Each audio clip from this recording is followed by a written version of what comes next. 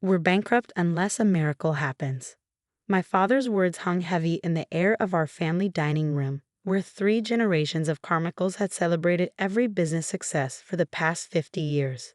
Now, watching him slump in his chair at the head of the table, he looked every bit his 65 years.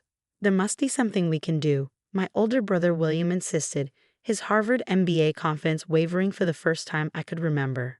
The bank can't just call in all our loans at once. They can, and they are, Dad replied, sliding a formal notice across the polished mahogany. We have 30 days to come up with $12 million, or Carmichael Industries goes into receivership. I sat quietly, calculating numbers in my head while my family descended into panic. $12 million, the exact amount sitting in my private account, earned through years of secret side ventures while my family thought I was just a mid-level manager at our Chicago office. What about selling the lake house? My sister-in-law, Catherine, suggested, ever practical, and maybe some of the company's real estate holdings. Dad shook his head. Everything's leveraged. We'd be lucky to get $8 million for all of it in this market, and that's assuming we could find buyers quickly enough. This is absurd. William stood up, pacing like a caged lion. We're one of the oldest manufacturing companies in the Midwest. We employ over 300 people. They can't just shut us down. I watched him, thinking how different we were. William, the golden child, had followed Dad's path exactly. Prestigious business school, fast-tracked to executive leadership, married to the daughter of another business dynasty. He looked the part of a company heir in his custom suit and Italian leather shoes. Meanwhile, I was the family disappointment. After getting my engineering degree from a state school, I'd refused the executive track, preferring to work directly with our products and customers. Wasting your potential, Dad had called it. Even now, at 32, they saw me as the oddball who chose to get his hands dirty rather than sit in a corner office. What they didn't know was that while working in operations, I'd spotted massive inefficiencies in our manufacturing processes. Instead of fighting the family's old-school management style, I quietly started my own consulting firm, Baker Technologies, using Mom's maiden name to avoid detection. Over the past 7 years, I'd revolutionized manufacturing processes for dozens of companies, earning millions while keeping my name out of the press. We could try finding an investor, Catherine suggested, someone to buy a controlling stake. No one's going to invest in a failing manufacturing company, Williams snapped. Not in this economy. I cleared my throat. Actually, I heard rumors about an anonymous investment group looking to expand into manufacturing. They've been buying up distressed companies, modernizing them. Dad looked up sharply. Who are they? Why haven't I heard about this? They're very private, I said carefully. Work through shell companies and intermediaries. But they have a reputation for turning companies around rather than stripping them for parts. Do you have a contact? William demanded. I nodded. I can reach out, but they'll want to do their due diligence, and they'll probably want to implement significant operational changes. We're not in a position to be picky, Dad sighed. Make a call. Later that night, in my downtown apartment, I began putting my plan into motion.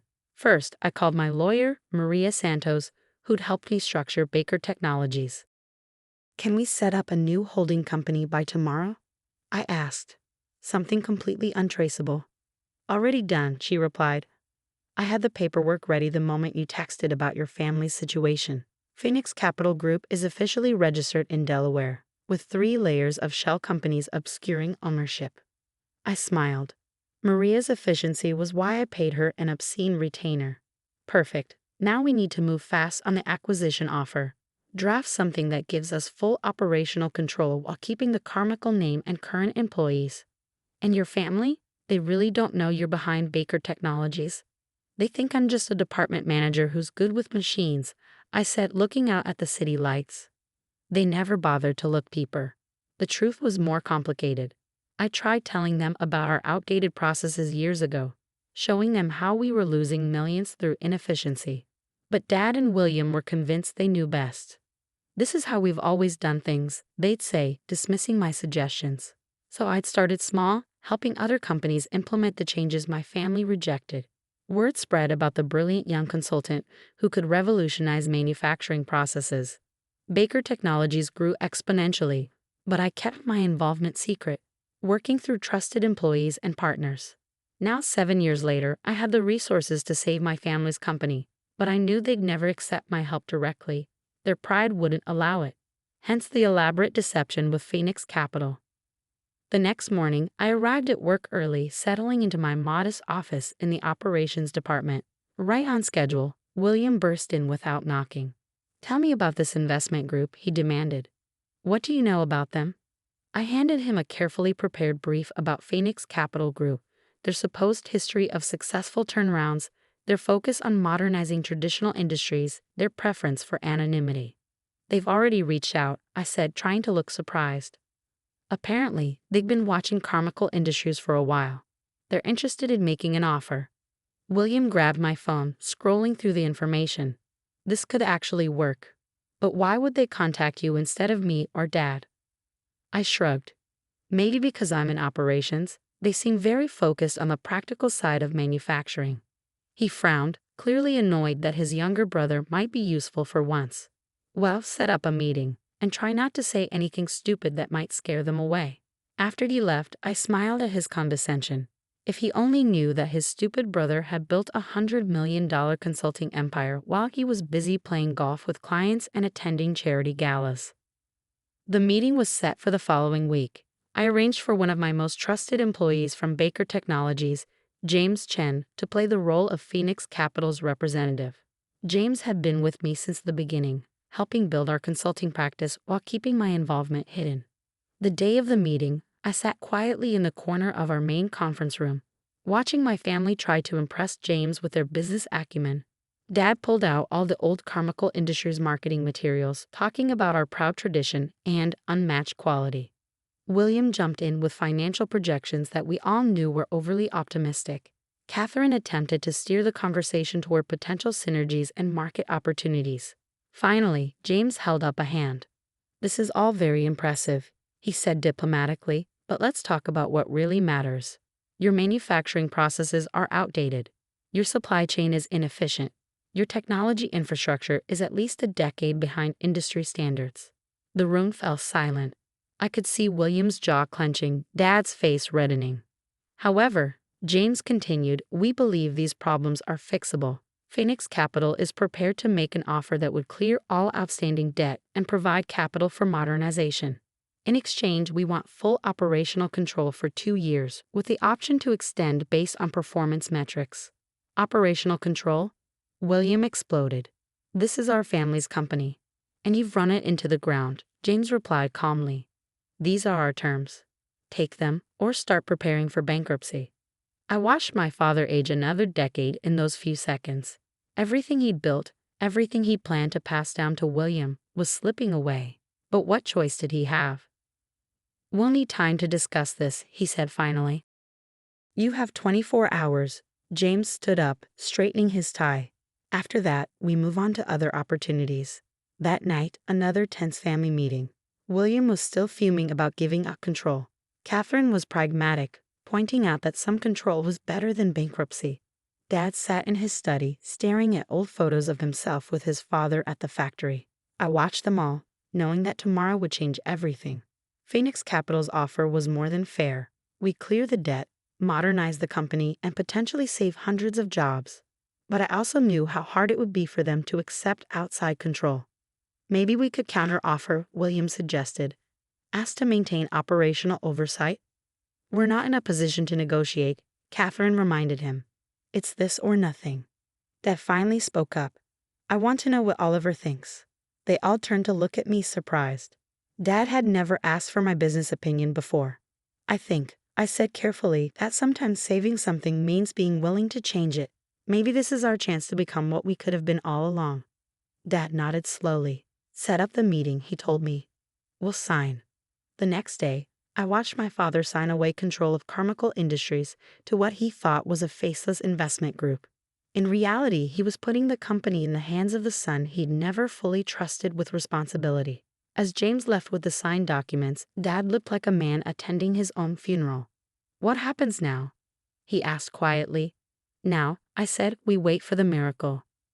Little did they know, the miracle had been sitting across the dinner table all along. The changes at Carmichael Industries began immediately. Phoenix Capital's team, Actually, my best people from Baker Technologies swept through the company like a whirlwind. New manufacturing software was installed. Production lines were reorganized. Supply chains were streamlined. My family watched helplessly as their old way of doing business was systematically dismantled. "This is insanity," William complained during our weekly family dinner. "They're changing everything. Do you know they actually moved my office to make room for some kind of innovation lab?" I hid my smile behind my wine glass. The innovation lab had been my idea, a space where engineers and production staff could collaborate on process improvements. The fact that it displaced William's corner office was just a bonus. "The numbers don't lie," Catherine pointed out, ever practical.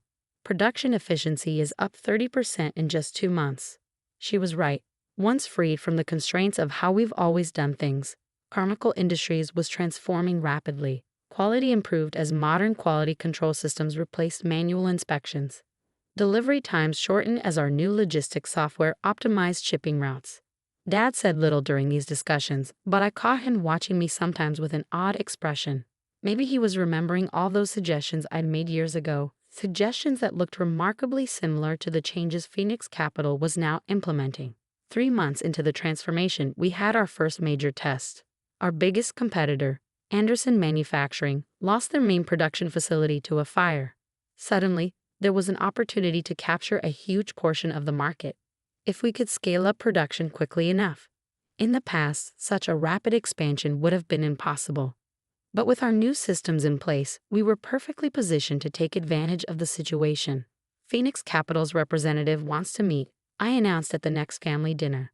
"Apparently, they have a plan for handling the Anderson situation." The meeting was set for Monday morning. I arranged for James to deliver the presentation, while I sat in my usual corner spot, quietly observing.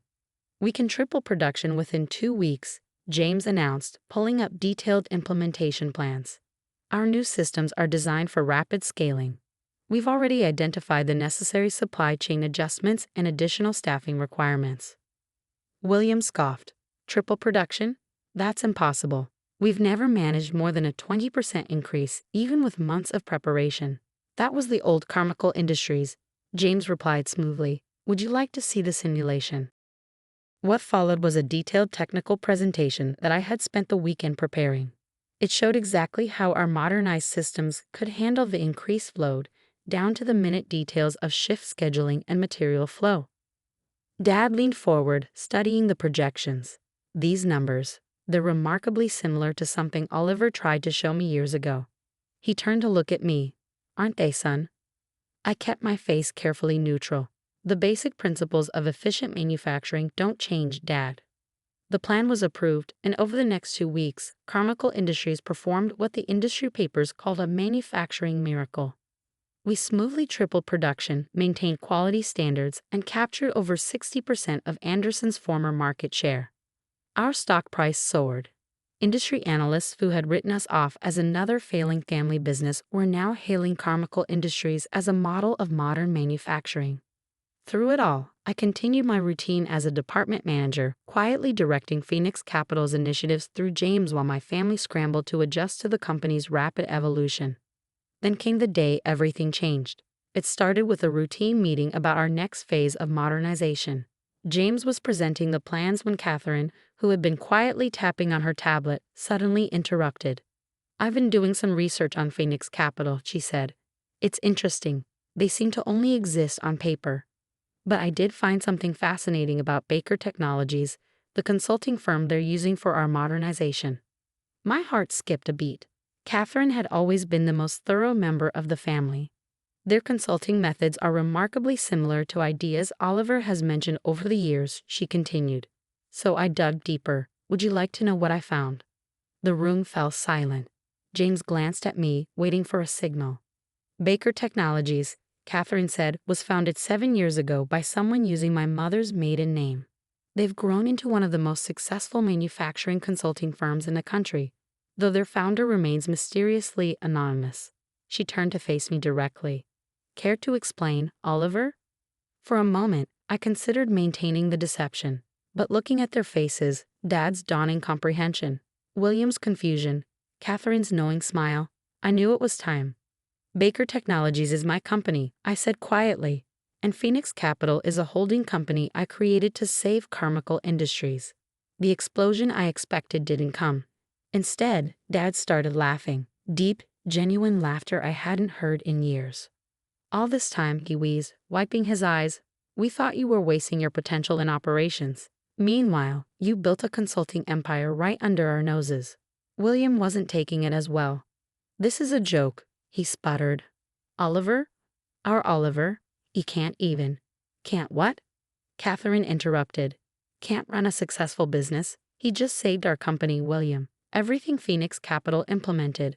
The systems, the modernization, the innovation lab. Those were all Oliver's ideas. Ideas you and Dad dismissed for years. Why the deception?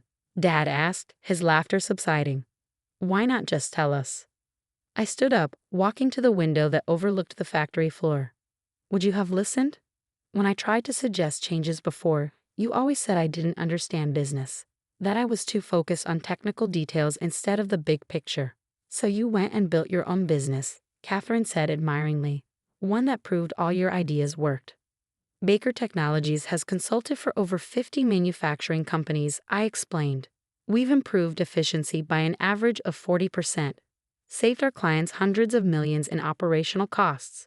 But I knew that as long as I was just your son who worked in operations, you'd never take my ideas seriously. So you became the mysterious investor who saved us instead, Dad said softly. I nodded. The company needed to change or die. This was the only way I could think of to make that happen. William stood up abruptly. I need some air. He walked out, leaving an uncomfortable silence behind. He'll come around, Catherine said.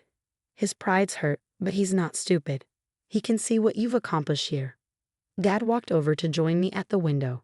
Below us, the factory hummed with efficient activity, workers moving purposefully between modern workstations, digital displays monitoring every aspect of production. I owe you an apology, he said finally, several apologies actually, for not listening, for not seeing what was right in front of me, for making you feel you had to go to such lengths to save our company. I didn't do it for an apology, I replied.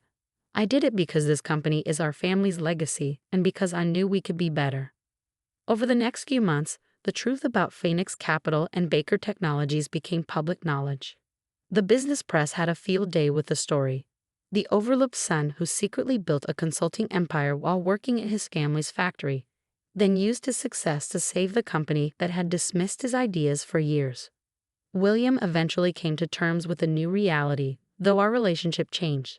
The hierarchical dynamic of older brother and younger brother gave way to something more like equals, two businessmen who brought different but valuable perspectives to the company. Catherine took on a larger role in the business, helping integrate Baker Technologies' consulting methods into Carmichael Industries' operations. Her analytical mind and my technical expertise proved to be a powerful combination. Dad semi-retired, though he still came to board meetings. He had a new favorite story to tell at industry events, about how he'd been so focused on preserving the old way of doing things that he'd almost missed the future of manufacturing sitting across his dinner table. A year after the revelation, Carmichael Industries had quadrupled in value. We were recognized as industry leaders in modern manufacturing processes, with other companies regularly sending teams to study our methods. I kept my office in operations, though I now had a second one in the executive suite. The old corner office that had once been William's status symbol had been permanently converted into the innovation lab, where some of our best ideas continued to emerge from collaboration between management and workers. The plaque on my operations office door still read Oliver Carmichael, Operations Manager, though everyone now knew I was much more. I kept it as a reminder that good ideas can come from anywhere, and that sometimes the person you underestimate the most might just be the one who saves everything. One evening, I found Dad sitting alone in his study, looking at old photos again. But this time, alongside pictures of him and his father at the factory, there were new ones, of the modernized facility, of our family cutting the ribbon on the innovation lab, of me receiving the Industry Innovation Award. You know what I've been thinking, he said as I sat down across from him. Your grandfather would have loved what you've done with the company. He was an innovator too, in his time, always looking for better ways to do things. I smiled, remembering the stories about my grandfather's early days building the company. Think he would have approved of all the changes. Son, you didn't just change the company, you saved it. More than that, you made it better than it's ever been. He looked at me with pride that had been a long time coming. I think he would have said what I should have said years ago, well done.